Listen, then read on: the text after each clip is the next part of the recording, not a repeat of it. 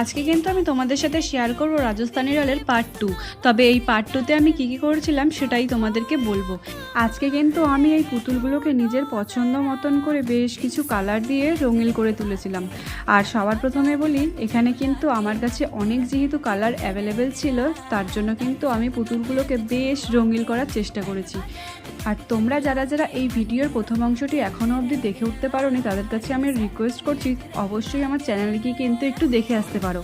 আমাদের সাথে গল্প করতে করতে কিন্তু আমার পুতুল দুটি একদম রং করা কমপ্লিট হয়ে গেছে। যদি এই ভিডিওটি তোমাদের ভালো লেগে থাকে তাহলে কিন্তু অবশ্যই একটি লাইক, শেয়ার এবং কমেন্ট করতে ভুলো না।